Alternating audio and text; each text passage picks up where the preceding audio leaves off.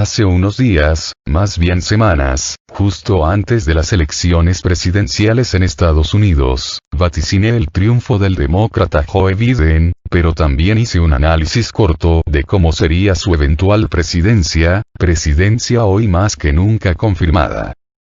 Pues bien, ahora que ya no hay dudas de que él es el presidente electo, me gustaría ahondar en lo que podría representar su presidencia para los propios Estados Unidos, y para el resto del mundo.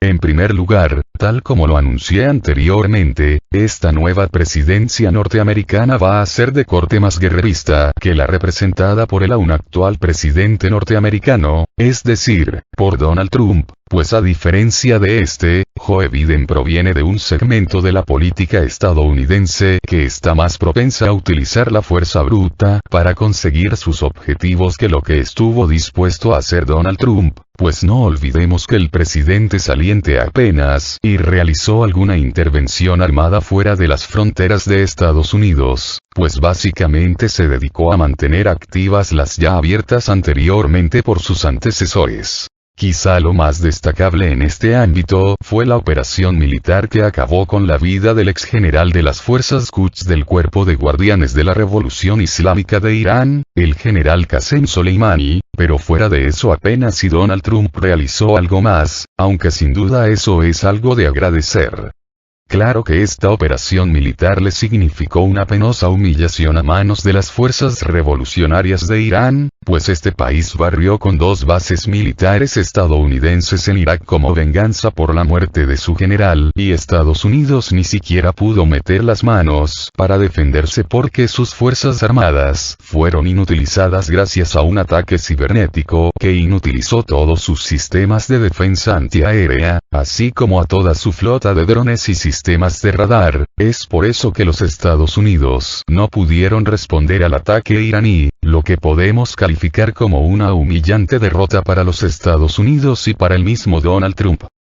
Esa fue la más grande aventura militar de Donald Trump, y es que recordemos que este es un presidente que surgió de afuera del Deep State, Estado profundo norteamericano, y, por lo tanto, su prioridad no era la de alimentar la industria armamentística estadounidense, sino la de tratar de crear más empleos y más prosperidad económica para la Unión Americana, así como la de intentar acabar con el propio Deep State.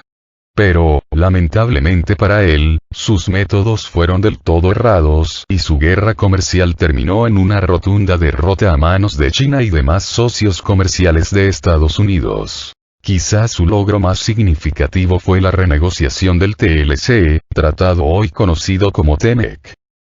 Pero en lo que sí tuvo cierto acierto, fue en descubrir las redes del poder oculto, es decir, del Deep State, pero lamentablemente su política económica, y sobre todo su política comercial, es lo que lo llevó a perder la presidencia de los Estados Unidos, quedando con ello truncados sus planes de acabar con el Deep State, al menos con el Deep State no vinculado con él, porque no olvidemos que Donald Trump es un empresario que tenía, y tiene, profundos lazos con los círculos de poder de Washington. No por nada hay quienes le piden que emplee las Fuerzas Armadas para organizar nuevas elecciones porque, según él, estas fueron fraudulentas a favor de Joe Biden. Pero si eso hiciera, eso sería técnicamente un golpe de Estado y él se convertiría en un dictador, y eso es así porque las instituciones constitucionales encargadas de organizar y dictaminar las elecciones en Estados Unidos ya ratificaron a Joe Biden como nuevo presidente de los Estados Unidos. Entonces, cualquier otra cosa sería anticonstitucional y eso es precisamente lo que define a un Estado dictatorial. Pero volviendo con Joe Biden, como ya dije, es el representante del Deep State, es decir, es el representante del poder en la sombra, o lo que es lo mismo, es el representante del aparato militar industrial de los Estados Unidos, así como de la gran banca y de los medios masivos de comunicación. No por nada casi todos los medios y empresarios apoyaron su candidatura. Es por eso que este nuevo presidente volverá a la política del poder duro contra los rivales externos de los Estados Unidos, es decir, volverá a la coacción militar para lograr sus objetivos en el exterior, porque no olvidemos que este sujeto fue el vicepresidente en la presidencia de Barack Obama, y durante ese periodo presidencial se realizó la invasión de Siria y de Libia, la creación del Estado Islámico, así como el estallido de otros conflictos menores alrededor del planeta. Eso es lo que quiere decir Biden con su lema, America is back. Es decir, el regreso de Estados Unidos a la escena internacional, pues recordemos que Trump hizo todo lo contrario, es decir, él aisló a los Estados Unidos del resto del mundo, sacando al país norteamericano de los principales acuerdos comerciales globales, tales como el TTP, así como de otros acuerdos y organismos internacionales, tales como el Acuerdo de París y la OMS.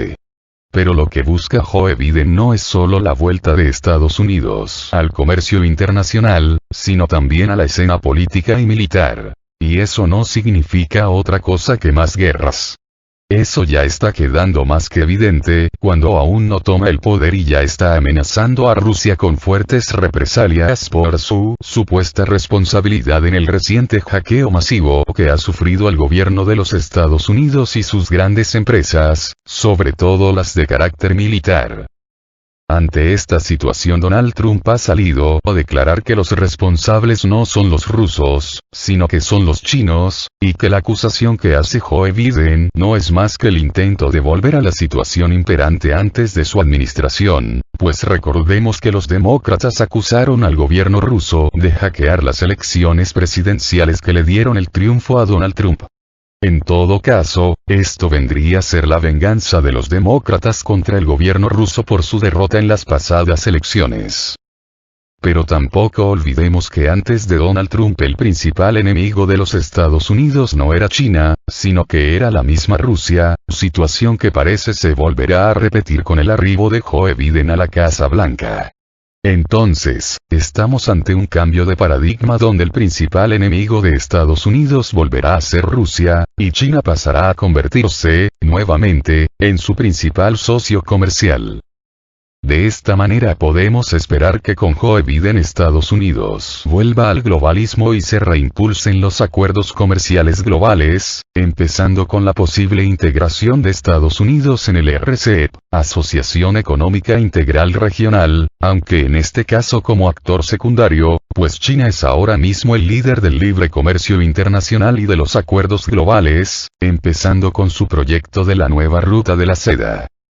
Pero este regreso de Estados Unidos a la escena internacional, como ya dije, también va a significar el recrudecimiento de los conflictos militares alrededor del mundo, no con China, pero sí con los socios y aliados de Rusia, exactamente como cuando existía la Unión Soviética, donde los Estados Unidos creaban conflictos en los países dentro de la esfera soviética.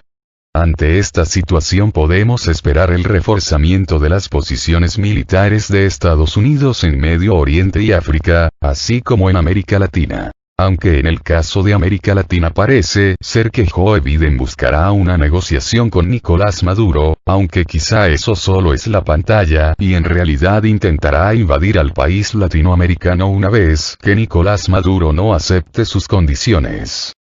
En el caso de China, creo que el gobierno de Joe Biden buscará limar asperezas y volver a una situación parecida a la anterior al gobierno de Donald Trump. Y en realidad eso es lo que le conviene si quiere mantener relativamente en buen estado la economía estadounidense, pues si pierden el mercado chino, eso significará el colapso inmediato de la economía norteamericana.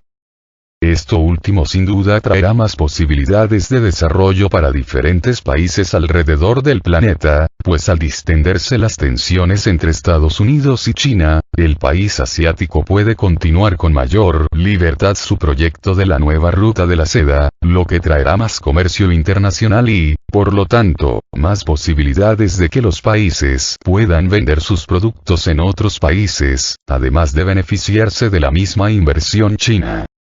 En lo que respecta a Taiwán, creo que Estados Unidos volverá a la política de una sola China y, por lo tanto, dejará de apoyar los intentos separatistas de la isla y, asimismo, dejará de venderles armas.